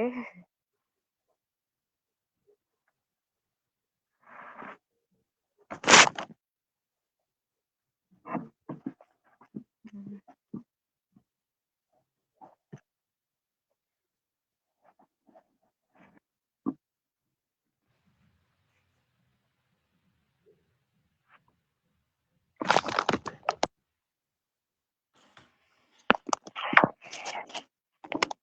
দাদা, লাস্ট প্রশ্ন আরেকটা রাখছি। ইউরোপে পড়াশোনা করা মেয়েরা আম হুম। পরিবার ও সমাজকে কিভাবে বদলাতে পারে? আই থিংক মাইন্ডসেটটা বদলাইতে সাহায্য করতে পারে। Like I don't know, I'm not sure. I mean, uh well বাংলাদেশে এখন অনেক সমাজের মধ্যে এই জিনিসটা যেটা আপনি বললেন যে মানে তাদের চিন্তাভাবনা এখনো মধ্যযুগে পড়ে আছে। সো যদি তাদের মধ্য থেকে যদি মেয়েরা এডুকেশন গ্রহণ করে, ইউরোপে আসে তো তারা মানে আশেপাশের মানুষের চিন্তাভাবনাটা চেঞ্জ করতে পারে।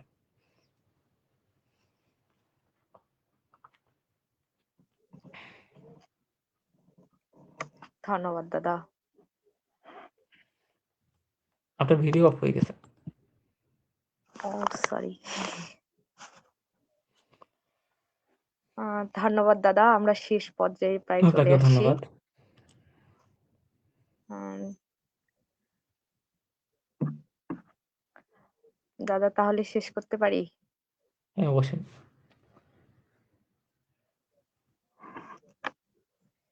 আবারও অনেক, অনেক ধন্যবাদ দাদা আপনাকে। এত আমাকেও সুন্দরভাবে বলার জন্য ধন্যবাদ। হ্যাঁ, ধন্যবাদ। আম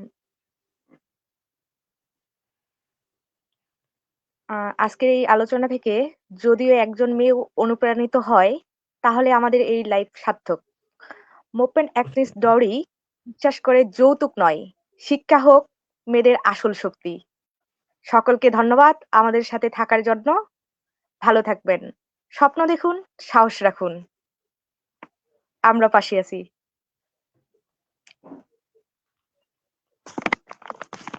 এখন তো আর লাইভ চলতেছে না, না? তাহলে ঈদ করে ওকে, আসলে যৌতুকের প্রশ্নগুলোর উত্তর একটাও ঠিকমতো দিতে পারি নাই।